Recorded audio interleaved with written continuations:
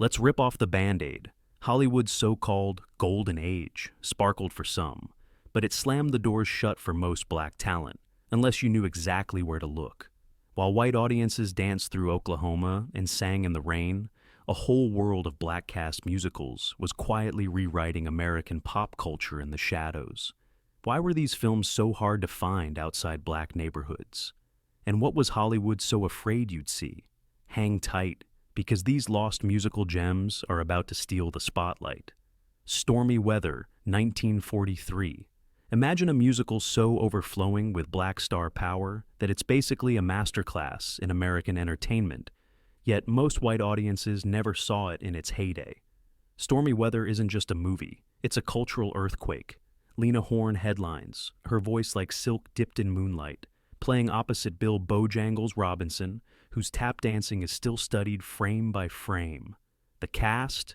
Cab Calloway swinging his zoot suit, Fats Waller pounding the piano, and the Nicholas brothers launching themselves into cinematic immortality with a dance number that Fred Astaire called the greatest he'd ever seen. Here's the kicker. This wasn't some scrappy indie.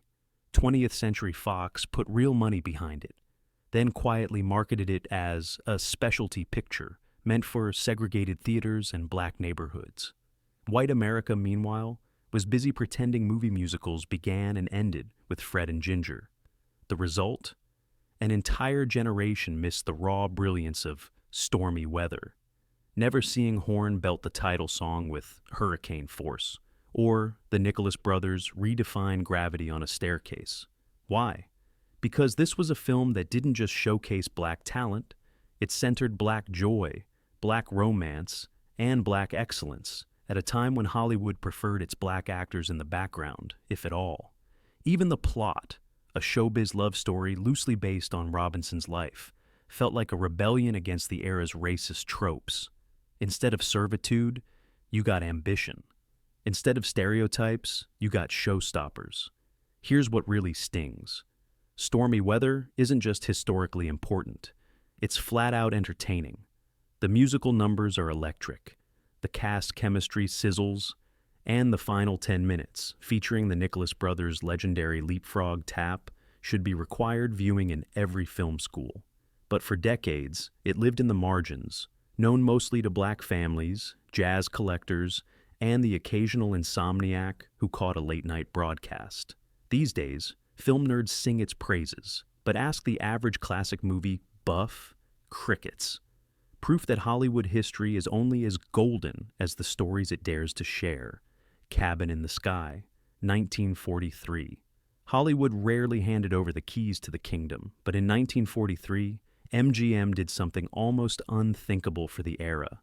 It made a big-budget, all-black musical fantasy, Cabin in the Sky. Ethel Waters, luminous and regal, takes center stage as Petunia Jackson, desperately praying for her no-good husband's soul. Eddie Rochester Anderson, best known for comedy, gets to play a layered leading man. And Lena Horne, once again, is pure trouble as the temptress Georgia Brown, smoldering through the screen in that famous gardenia. But don't get it twisted. Cabin in the Sky was no colorblind fairy tale. This was a Hollywood musical that walked a high wire between breaking ground and pandering to stereotypes. It's a fever dream, part gospel tent revival, part nightclub review, part cosmic wager between heaven and hell. Louis Armstrong pops up with his trumpet, Duke Ellington's orchestra delivers the swing, and the whole thing feels like a Sunday sermon and a Saturday night party at the same time. So why did white audiences largely miss it? For starters, MGM sold it as a novelty, screening it primarily in black neighborhoods and segregated theaters. Critics, mostly white, couldn't see past their own biases. Some praised its exotic flavor. Others wrung their hands about the race problem. Meanwhile, the film itself threaded a needle. It pushed back against the worst Hollywood caricatures, yet couldn't completely escape them. Some scenes are cringeworthy now, but when Waters belts "Happiness is a Thing Called Joe," it's so heartfelt you'd swear she's singing straight through history. For black audiences, Cabin in the Sky was a rare night out, a chance to see themselves reflected in glamour, heartbreak, and hope. For white America, At best, it was a curiosity. But here's the twist. Over time, Cabin in the Sky became a treasure trove for cinephiles. Its surreal visuals and knockout musical numbers inspiring everyone from Spike Lee to Beyoncé. The movie doesn't just survive its era's limitations, it explodes right through them. Next time you hear someone call old Hollywood timeless, ask them if they've ever seen Ethel Waters steal a movie right out from under MGM's nose. Sunday Sinners, 1940. Imagine a musical where the holiest gospel choir and the hottest Harlem nightclub are fighting for the soul of the same neighborhood, and the same cast of unforgettable characters keep slipping back and forth between pew and piano. That's Sunday Sinners, a 1940 Harlem-set musical comedy with a foot in the church, a hand in the nightclub, and a heart that's pure, unfiltered black joy. This isn't just a race film. It's a dazzling comedic collision of sacred and secular, packed with more musical fireworks than most Hollywood blockbusters dared dream. At the center is Edna Mae Harris, a magnetic performer who could flip from soulful hymn to sultry nightclub number without missing a beat. She plays Genevieve, the preacher's daughter, with a voice that turns every head and a knack for getting into trouble. Around her spins a cast that reads like a who's who of early black entertainment. The legendary Mamie Smith. Yes, that Mamie Smith, the first black artist to cut a blues record, brings the kind of stage presence that can steal a scene with a raised eyebrow. There's also Frankie Darro, Earl Sidner, and a host of nightclub comics, all ready to keep the action bouncing. The setup is pure farce. The neighborhood's biggest nightclub, the Creole Club, is facing closure, thanks to pressure from the local church, led by Genevieve's straight-arrow father. Add in some mischievous plotters, a few mistaken identities, and a mountain of debt. And you've got the perfect excuse for non-stop musical numbers. And oh, does the music fly. Gospel choirs lifting the roof on Sunday morning, hot jazz sets tearing up the floor by night, blues laments and boisterous comedy routines trading places as the lines between respectable and rowdy get hilariously blurred. But here's the real twist. While white Hollywood was still deciding whether black characters could even have happy endings, Sunday Sinners gives you a whole community alive with ambition, romance, faith, and full-throttle fun. There's no tragic subtext, just the affirmation that black life, in all its contradictions and glories, deserves the big stage. The musical numbers aren't just background. They're emotional showdowns, comic punchlines, and sometimes full-blown street parties. Watching it now, you realize just how much mainstream audiences missed. The chemistry, the rhythm, the laughter that comes when artists play for their people, not someone else's idea of acceptable. So if you want a musical where Sunday Service and Saturday Night Fever share the same soundtrack, Sunday Sinners is your ticket. It's raucous, it's real, and for decades, it was a Harlem classic white audiences never even knew existed. Hi-de-ho 1947. If you've ever wondered what pure, unfiltered cool looks like on celluloid, meet Cab Calloway in Hi-de-ho. Long before music videos and Instagram reels, Cab was making audiences swoon, shout, and swing in the aisles. But here's the thing. Despite Calloway's towering fame in the jazz world, Hi-de-ho, his first starring film, was all but invisible to white audiences. Why? Because it was marketed strictly for the race film circuit, the parallel movie universe that mainstream America pretended didn't exist. The story is pure Harlem melodrama, equal parts grit and glamour. Calloway plays, well, Cab Calloway, a band leader juggling career ambitions and a messy love life, caught between a jealous club owner and two rival women. But, let's be honest, no one watched Hi-de-ho for the plot. This is a film that knows exactly why you bought a ticket, the music, and what music.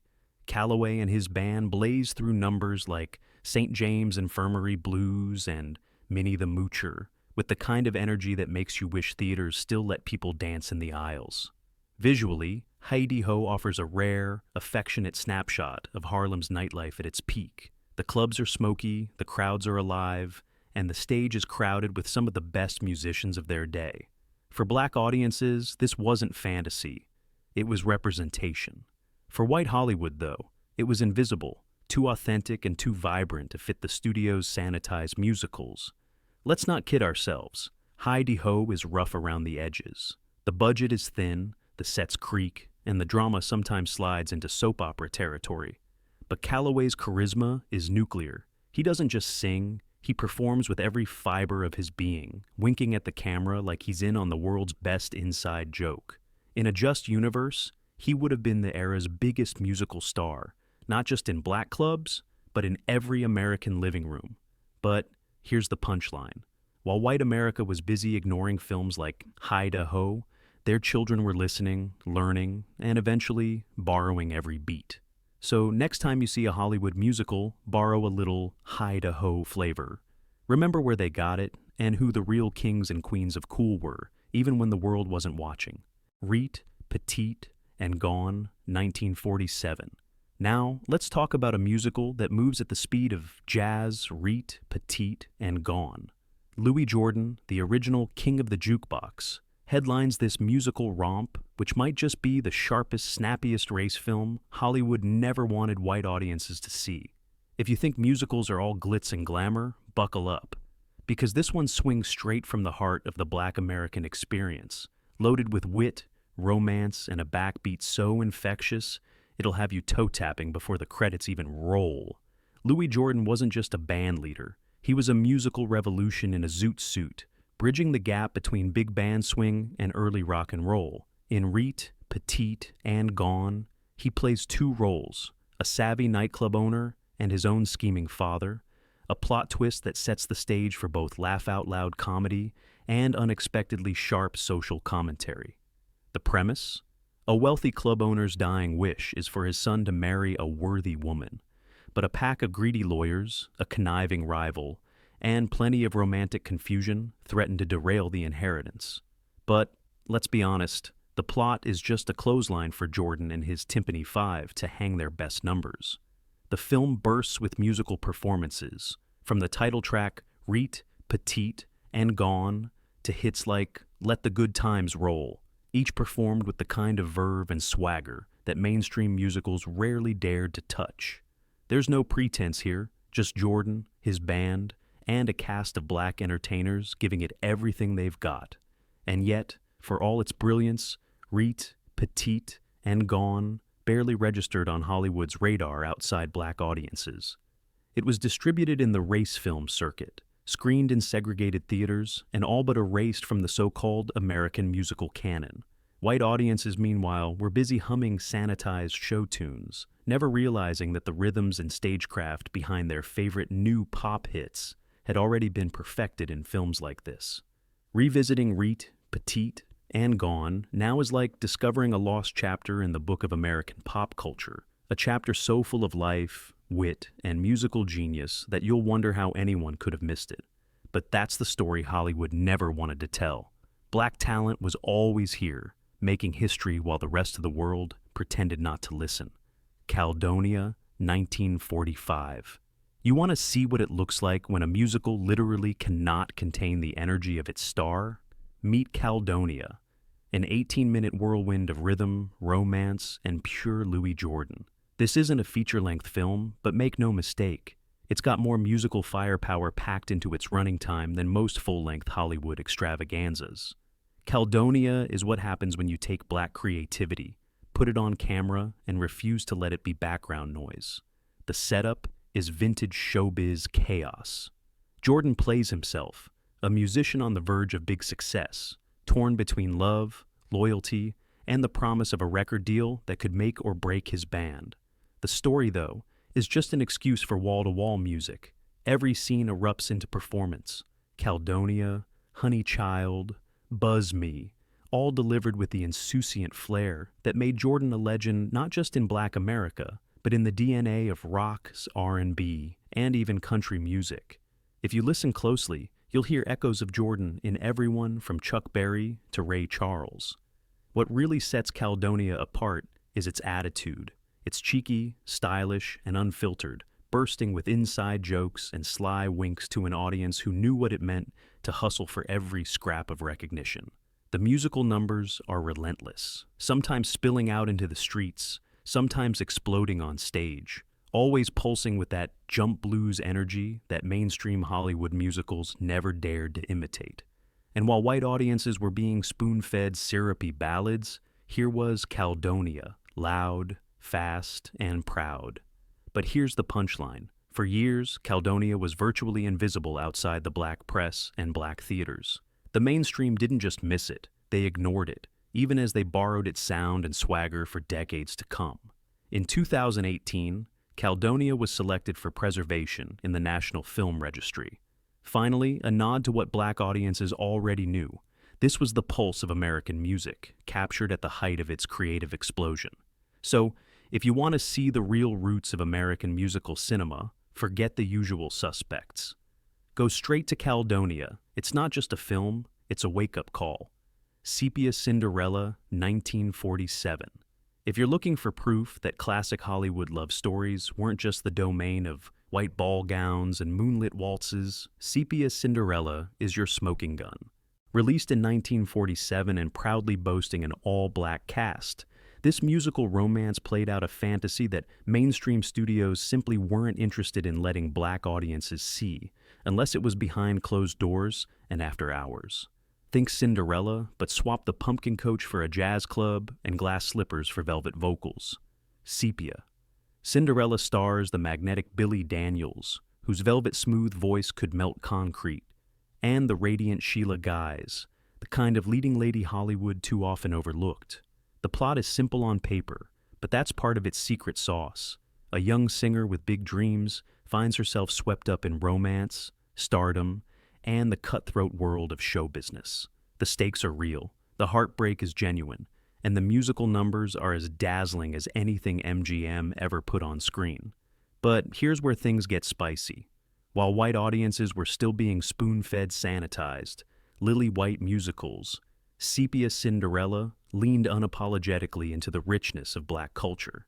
The film's nightclub scenes pulse with life, swinging with jazz, blues, and show-stopping floor routines from a lineup of talent that deserved red carpet treatment. The performances aren't just filler, they're the beating heart of the story, oozing style and self-assurance. For black audiences, this movie was a revelation, a rare chance to see black romance, ambition, and artistry celebrated without apology or stereotype. For everyone else, it may as well have been a rumor. Segregation in theaters kept Sepia Cinderella hidden, and Hollywood barely acknowledged its existence. Critics outside the black press paid it little mind, while black communities cherished it as both escapism and affirmation. Here's the punchline. The real magic of Sepia Cinderella is that it still sparkles, decades after its release. It's a love letter to black aspiration, a Cinderella story that insists black joy, heartbreak, and dreams deserve the spotlight. Next time someone tells you old Hollywood was colorblind, ask them about this gem. Odds are, they'll blink and change the subject.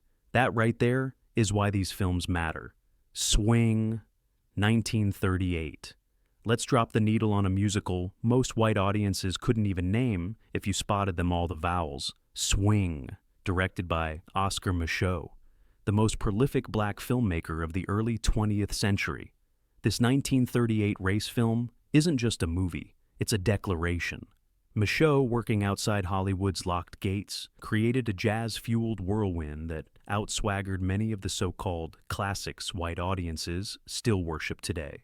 Swing follows Mandy Jenkins, a struggling Harlem seamstress with Broadway dreams, who navigates betrayal, ambition, and romance on her wild rise to the top. But this isn't some sanitized rags-to-riches fairy tale. Micheaux loads every frame with sly wit, cultural pride, and a pointed jab at the system that keeps black artists hustling for crumbs. And then there's the music, hot, relentless, and totally untamed.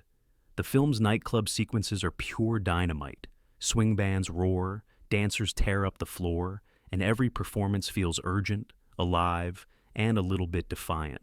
This is the sound of Harlem, captured just before swing exploded into mainstream pop culture. It's also a masterclass in improvisation, Micheaux shot on shoestring budgets, often on the fly, yet the result sizzles with energy you just can't fake. And here's the real gut punch. While Swing and other Michaud films were packing black theaters and electrifying local audiences, white America remained largely clueless. The studios and their critics ignored the race film circuit, pretending it was amateur hour, never realizing how much raw genius they were missing. Even decades later, Michaud's name is better known in film schools than living rooms. A shame, because his movies are as daring and essential as anything his white contemporaries ever made.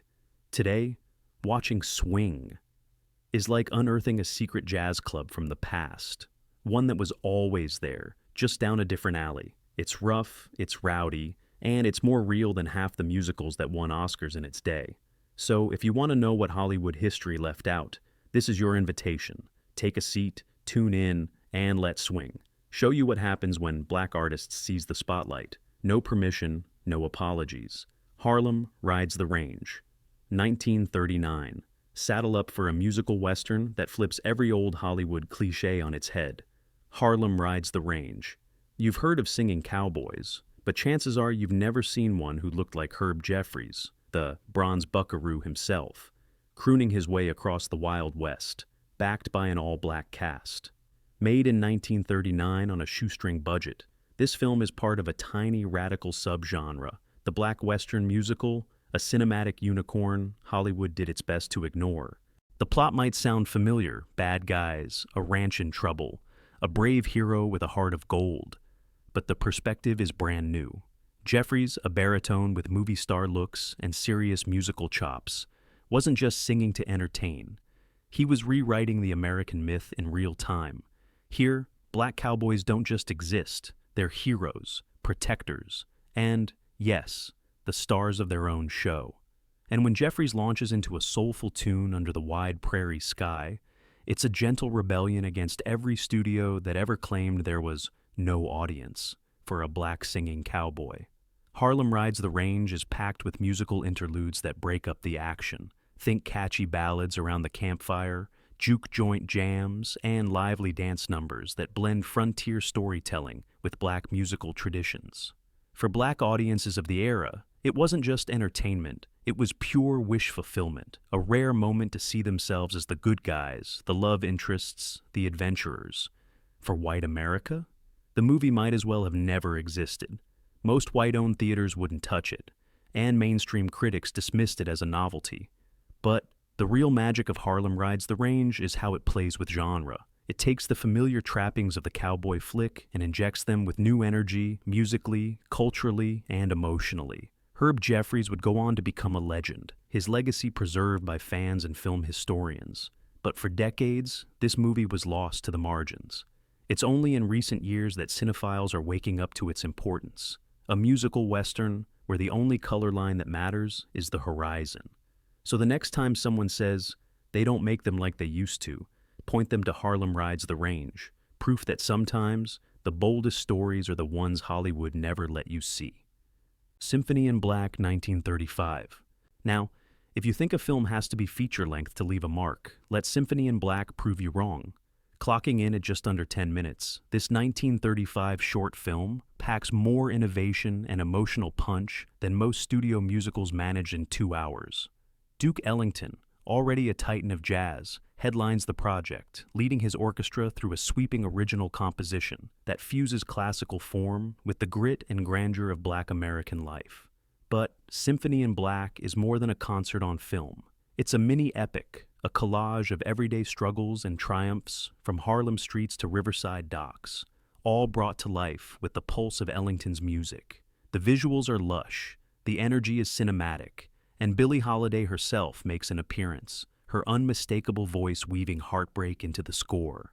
The film moves like a fever dream, moments of joy, sorrow, hope, and resilience, all swirling together in a genre-defying blend of narrative and performance. Here's what makes it revolutionary. At a time when Hollywood's idea of a black musical was limited to comic relief and chorus lines, Symphony in Black put black artistry and black experience front and center. The camera lingers on faces, hands, community, and work, matching Ellington's musics, beat for beat, with scenes that feel authentic and unfiltered. For black audiences, it was a rare and dignified portrait of their own world, seen through the eyes of artists who understood it from the inside out. Yet, as with so many entries on this list, Symphony in Black was largely invisible to white America. It played in select venues, got a brief nod from critics, then vanished from the mainstream conversation. Only decades later, as jazz and film scholars began to revisit the archives, did its brilliance get the recognition it always deserved. Today it stands as both a time capsule and a template, a reminder of how much beauty and truth Hollywood left out of the official record. So next time you want to experience a true original, skip the big studio musicals. Let Ellington Holiday and Company show you what it means to make music and history on your own terms. So after all that, are we really surprised that the golden age wasn't golden for everyone? These musicals didn't just entertain, they built a legacy in the shadows, daring to imagine black artists as stars, storytellers, and heroes. Now, it's your turn. How many of these have you seen? Which ones blew your mind, and which did Hollywood still keep hidden from you? Drop your answers in the comments, subscribe for more forgotten film history, and remember, sometimes the best stories are the ones you were never meant to find.